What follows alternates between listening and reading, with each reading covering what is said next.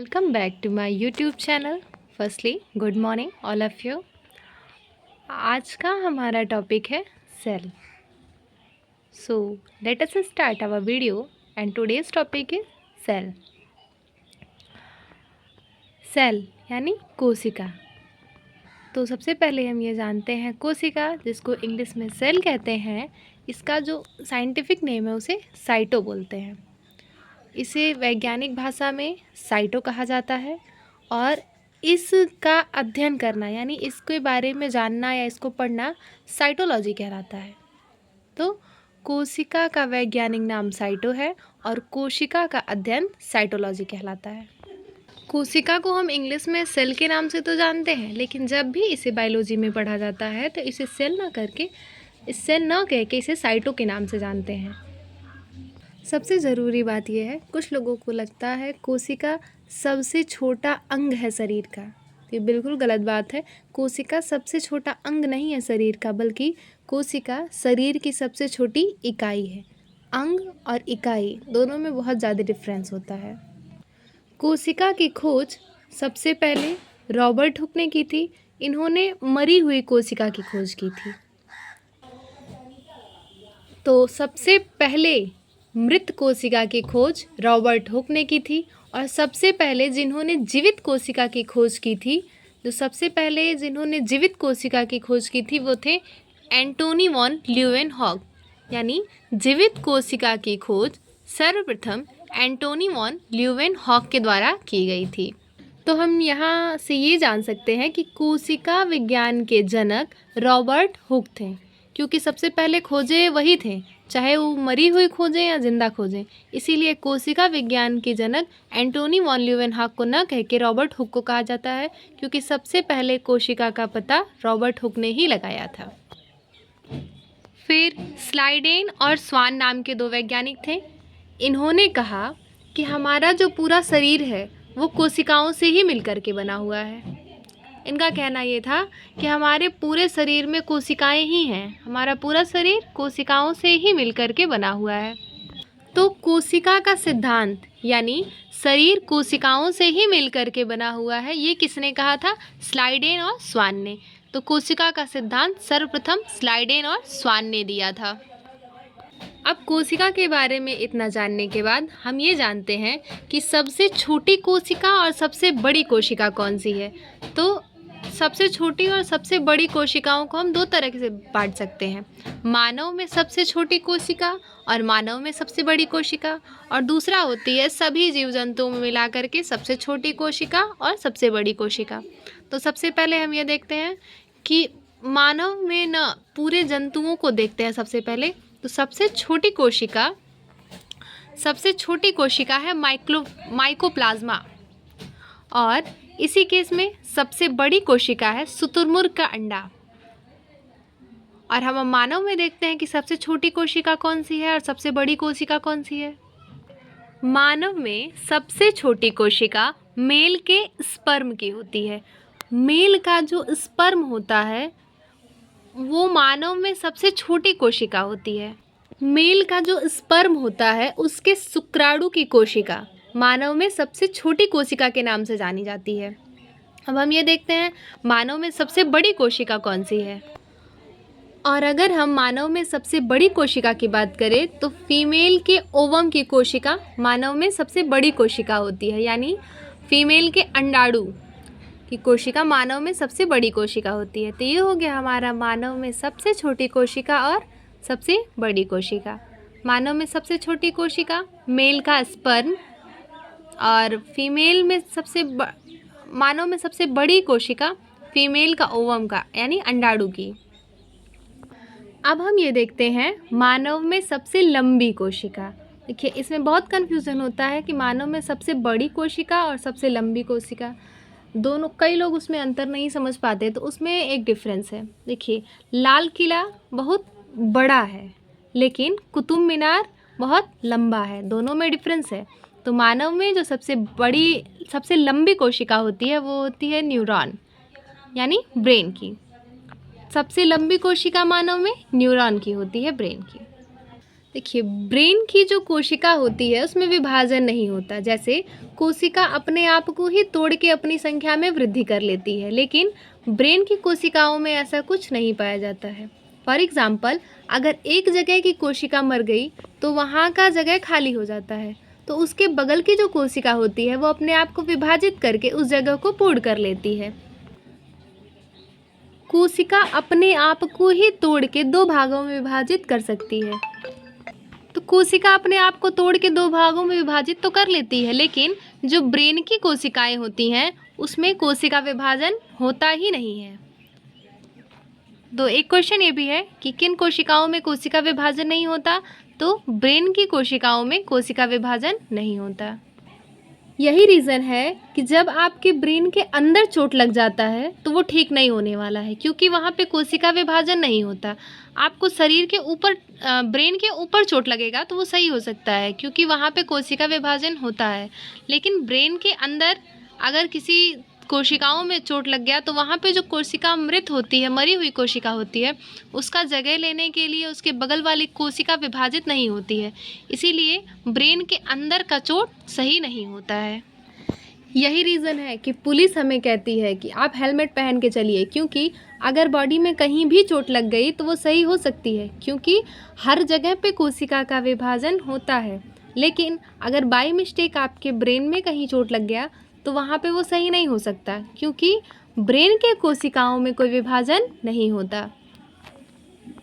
अगर by chance एक बार भी चोट लगा ब्रेन में और वहाँ पे कोशिका विभाजन न होने की वजह से वो सही न हुआ तो आप हमेशा के लिए चले जाओगे।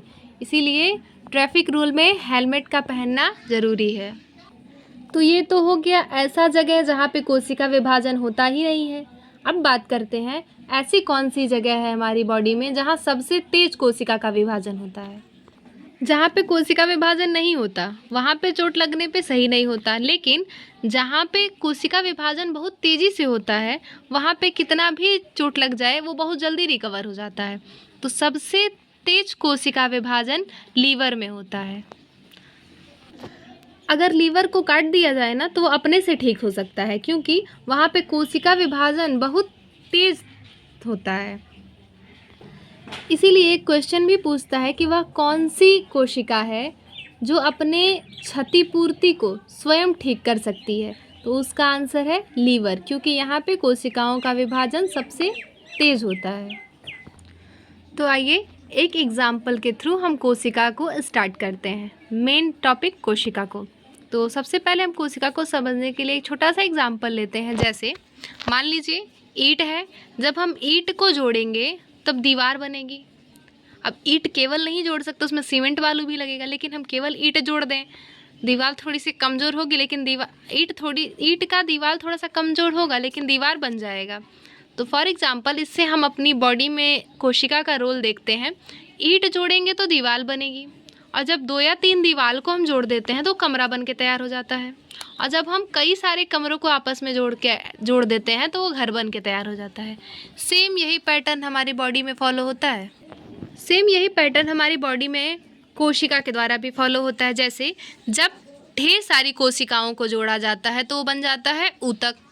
जैसे ईंट से दीवार बन रहा था, उसी तरह जब ढेर सारी कोशिकाएं जोड़ी जाती हैं तो वो ऊतक बन जाता है, और जब ढेर सारे ऊतक आपस में जोड़े जाते हैं तो एक अंग बन जाता है, और जब हमारे कई सारे अंग आपस में जुड़ते हैं तब जाकर के एक शरीर का निर्माण होता है। तो ये बिल्कुल एग्जाम्पल ईंट से घर बनने पे ही फिट होता है कि घर का सबसे छोटा इकाई है ईंट, उसी तरह हमारे शरीर की सबसे छोटी इकाई है कोशिका।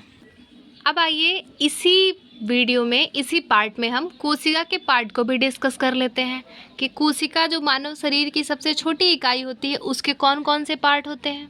भले ही वो मानव शरीर की सबसे छोटी इकाई है, लेकिन कोशिका के भी अपने कुछ पार्ट्स होते हैं। सो आइए डिस्कस करते हैं हम कोशिका के पार्ट पे। तो हम पार्ट्स ऑफ सेल को डिस्कस करते हैं। तो सबसे पहला पार्ट हम लेते हैं कोशिका झिल्ली यानी मेम्ब्रेन। तो कोशिका झिल्ली कोशिका की सबसे ऊपरी परत होती है, और इसमें ही सभी कोशिका के अंग अंदर पाए जाते हैं। तो हम आइए डिस्कस करते हैं कोशिका झिल्ली के बारे में, कुछ चीज़ें जानते हैं। कोशिका झिल्ली का यूज़ क्या है, कोशिका झिल्ली कहते किसको हैं। तो सबसे पहले हम ये जान लेते हैं कि कोशिका झिल्ली को ही मेम्ब्रेन या प्लाज्मा झिल्ली के नाम से भी जाना जाता है, यानी कोशिका झिल्ली को ही प्लाज्मा झिल्ली के नाम से भी जाना जाता है। इसकी सबसे पहली क्वालिटी या सबसे पहली विशेषता ये है कि ये पादप में भी पाए जाते हैं और जंतु में भी पाए जाते हैं। तो सबसे पहली विशेषता कोशिका झिल्ली की कि ये पादपों में भी पाए जाते हैं और जंतुओं में भी पाए जाते हैं, यानी ये प्लांट्स और एनिमल्स दोनों में पाए जाते हैं। अब हम ये देख लेते हैं कि जंतु किसे कहते हैं, पादप किसे कहते हैं। जो चल फिर सकते हैं उसे हम जंतु कहते हैं, और जो केवल एक जगह पर खड़े रह के हिल डुल सकते हैं उसे हम पादप कहते हैं। अब ये देखते हैं कोशिका झिल्ली किस चीज़ की बनी होती है। तो कोशिका झिल्ली प्रोटीन की बनी होती है। ये झिल्ली है जिसमें बाकी सारी चीज़ों को उठा के रखा जाता है, और ये बनी किस चीज़ से होती है, प्रोटीन से बनी होती है। जैसे हम ये देखते हैं कि जब हम कभी सामान खरीदने जाते हैं तो आलू, प्याज, मिर्चा, धनिया सारा का सारा उठा के एक पॉलीथीन यानी झिल्ली में ही डालते हैं। सेम वही पैटर्न है कोशिका के साथ। कोशिका झिल्ली जो है वो कोशिका के सारे कोशिकांगों को अपने अंदर रखी हुई है, जैसे हम सब्जियों को झिल्ली यानी पॉलीथीन में डालते हैं, इसीलिए इसका नाम भी कोशिका झिल्ली है। इसी पैटर्न को फॉलो करते हुए हम पार्ट ऑफ सेल में अगले पार्ट को पढ़ते हैं जिसे हम कोशिका भित्ति के नाम से जानते हैं। तो अभी हम लोगों ने कोशिका झिल्ली पढ़ा है। कोशिका झिल्ली में हमने ये पढ़ा कि सारी चीज़ें उठा करके एक ही जगह पे डाली जाती हैं, उसी को झिल्ली बोलते हैं। जैसे आप नोटिस करेंगे कि जब कभी हम मार्केट जाते हैं तो हमें एक पॉलीथीन देते हैं, वहाँ पे हम आलू लेते हैं, प्याज लेते हैं, मिर्च लेते हैं, धनिया लेते हैं, सारा का सारा उठा करके वो एक ही पॉलीथीन एक ही झिल्ली में डाल देते हैं। लेकिन जब कभी हमें ज़्यादा सामान लेना होता है तो हमें दुकानदार क्या करता है, नीचे से एक झिल्ली लगने के बाद एक झिल्ली और लगा देता है ताकि वो फट ना जाए। सेम कंडीशन जब कोशिकाएं बड़ी होती हैं तो उसमें एक झिल्ली ना पा करके दो झिल्ली पाई जाती है, और उसी दूसरी झिल्ली को ही हम कोशिका भित्ति के नाम से जानते हैं। सो आइए डिस्कस करते हैं व्हाट इज़ कोशिका भित्ति। तो कोशिका भित्ति का हमने एक एग्जाम्पल समझ लिया कि जब कोशिका किन्हीं कोशिकाओं में जो कोशिका झिल्ली होती है वो डबल होती है, उसी को हम कोशिका भित्ति के नाम से जानते हैं। देखिए, कोशिका भित्ति को ही सेल वॉल कहा जाता है, यानी कोशिका की दीवार। और एक चीज़ ध्यान देने वाली बात यह है कि कोशिका भित्ति केवल प्लांट्स में पाई जाती है, एनिमल्स में नहीं। तो एक डिफरेंस ये हो गया कि कोशिका झिल्ली जंतु और पादपों दोनों में पाई जाती है, और कोशिका भित्ति केवल प्लांट्स में पाई जाती है। देखिए, कोशिका भित्ति जो है वो कोशिका झिल्ली के बाहर ही पाई जाती है, जस्ट ऊपर। अब ये देखते हैं कि कोशिका झिल्ली तो प्रोटीन की बनी हुई थी, कोशिका भित्ति किस चीज़ की बनी होती है, तो कोशिका भित्ति सेल्यूलोज की बनी होती है। कोशिका झिल्ली प्रोटीन की बनी थी और कोशिका भित्ति सेल्यूलोज की बनी होती है। काम क्या है कोशिका भित्ति का, तो कोशिका भित्ति जो है वो आपकी कोशिका झिल्ली को आकार प्रदान करती है। इसका मेन फंक्शन ये है कि सेल वॉल जो है वो मेम्ब्रेन को शेप प्रोवाइड करता है। जैसे हम लोग अपनी सुरक्षा अपनी बॉडी पे कपड़ों से कर लेते हैं, जानवर अपने शरीर की सुरक्षा अपने शरीर पे पाए जाने वाले हेयर से कर लेते हैं। सेम वही पैटर्न पौधे अपने शरीर की सुरक्षा सेल वॉल यानी कोशिका भित्ति के थ्रू करते हैं, इसलिए ये केवल प्लांट्स में ही पाया जाता है, जो कि कोशिका झिल्ली को आकार प्रदान करने में उनकी मदद करता है। अब हम अपने थर्ड पार्ट को डिस्कस करते हैं। कोशिका भित्ति के बाद हम आते हैं माइटोकॉन्ड्रिया में। देखिए, माइटोकॉन्ड्रिया को हिंदी में सूत्र कणिका भी कहते हैं। माइटोकॉन्ड्रिया को सूत्र कणिका भी कहा जाता है। तो हम ये जान लेते हैं माइटोकॉन्ड्रिया की खोज किसने की थी। माइटोकॉन्ड्रिया की खोज अल्टमैन ने की। कभी माइटोकॉन्ड्रिया के जो खोजकर्ता थे वो अल्टमैन थे। देखिए, अब माइटोकॉन्ड्रिया का हम काम देखते हैं। जब हम सांस लेते हैं तो हीमोग्लोबिन उस ऑक्सीजन को लेकर के कोशिका में चला जाता है और उसे माइटोकॉन्ड्रिया को दे देता है। अब ये माइटोकॉन्ड्रिया में ऑक्सीजन जाके क्या करता है, तो वो माइटोकॉन्ड्रिया में जाने के बाद एक साइकिल चलाता है, एक चेन रिएक्शन करता है, जिसकी खोज क्रेब्स नामक विद्वान ने की है। और उसी चेन रिएक्शन को हम क्रेब्स साइकिल के नाम से जानते हैं, उसी को हम क्रेब्स साइकिल कहते हैं। तो इससे एक क्वेश्चन ये है कि कोशिका के अंदर क्रेब्स साइकिल कहाँ चलता है, तो कोशिका के अंदर क्रेब्स साइकिल माइटोकॉन्ड्रिया में चलता है। ये जो क्रेब्स चक्र है इसके फलस्वरूप क्या बनते हैं, एटीपी बनते हैं, एटीपी का निर्माण होता है। और एटीपी के बारे में हम देख सकते हैं कि 38 एटीपी मिल करके एक ग्लूकोज का निर्माण करते हैं और यही ग्लूकोज जो है वो हमें ऊर्जा प्रदान करता है, यानी पावर प्रोवाइड करता है। यही रीज़न है कि ऊर्जा गृह माइटोकांड्रिया को कहा जाता है या पावर हाउस।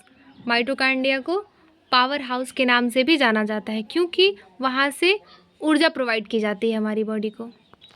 अब यहाँ से हम एक चीज़ तो समझ सकते हैं कि कोशिका सबसे छोटा नहीं होता है, क्योंकि कोशिका के अंदर ऑलरेडी इतने सारे चीज़ पाए जाते हैं। कोशिका झिल्ली है, कोशिका भित्ति है, माइटोकांड्रिया है और भी बहुत सारे पदार्थ हैं जो कोशिका के अंदर पाए जाते हैं।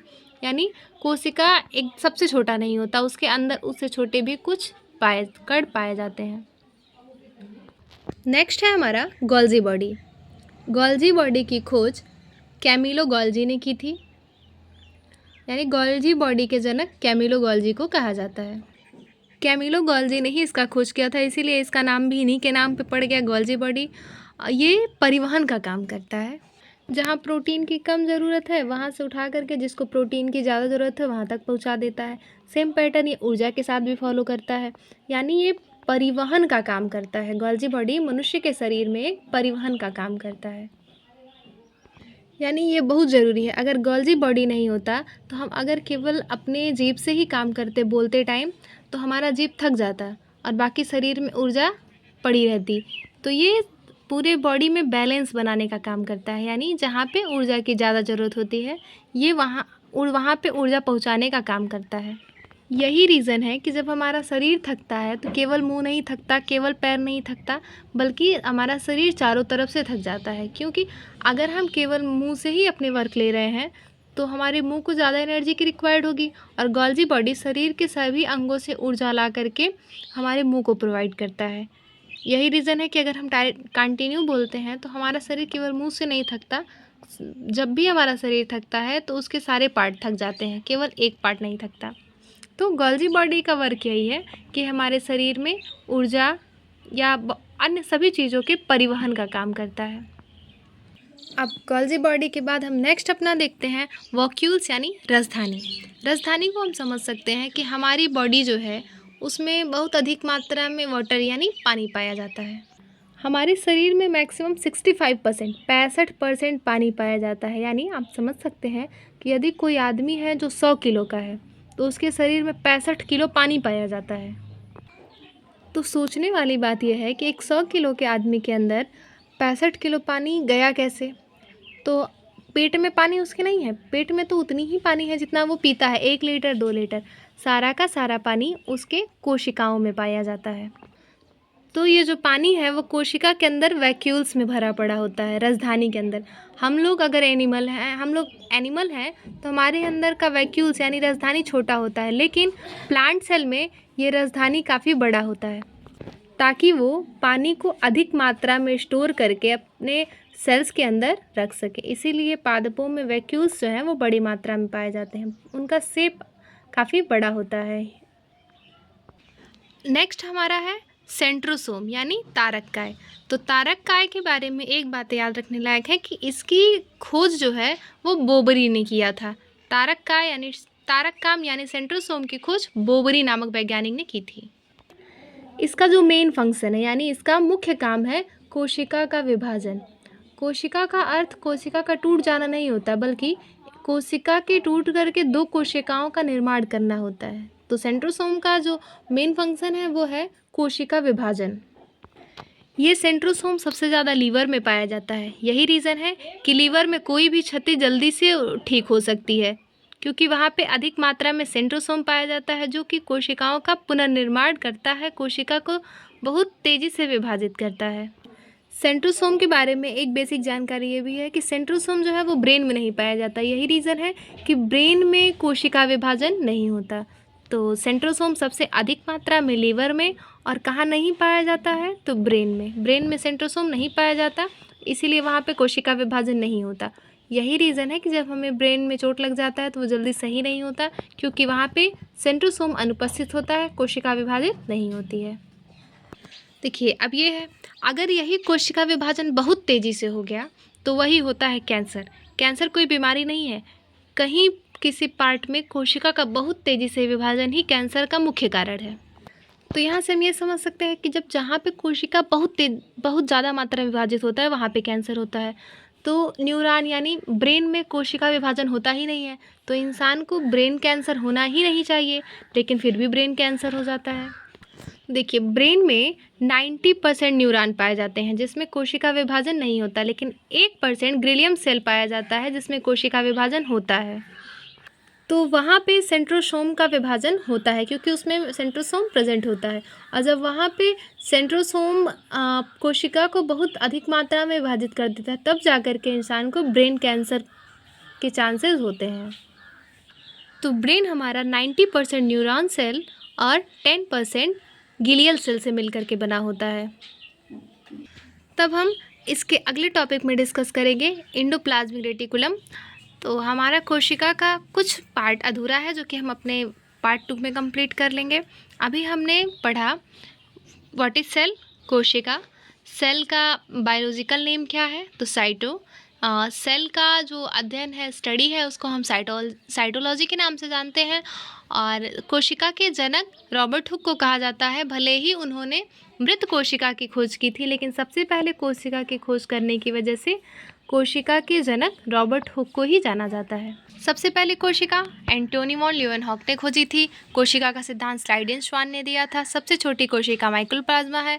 सबसे बड़ी कोशिका शुतुरमुर्ग के अंडे में होती है। मानव शरीर में सबसे छोटी कोशिका मेल का स्पर्म में होती है। मानव शरीर में सबसे बड़ी कोशिका फीमेल के ओवम में होती है, अंडाणु। सबसे लंबी कोशिका न्यूरॉन है जो कि विभाजन रहित है क्योंकि ब्रेन में न्यूरॉन में विभाजन नहीं होता। सबसे तेज़ विभाजन लीवर में होता है। तो ये कुछ बेसिक शॉर्ट्स हैं जो कि हमने आज के वीडियो में कवर किया है। तो हमने सेल के बारे में बहुत बेसिक इन्फॉर्मेशन ले लिया। हमने टाइप्स ऑफ सेल भी पढ़ लिया। टाइप्स ऑफ सेल में हमने कोशिका झिल्ली, कोशिका भित्ति, माइटोकॉन्ड्रिया, गोल्जी बॉडी और सेंट्रोसोम यानी तारक काम के बारे में जाना। हमारी अगली वीडियो में हम इसके अदर पार्ट को भी डिस्कस करेंगे। So thank you for watching my video.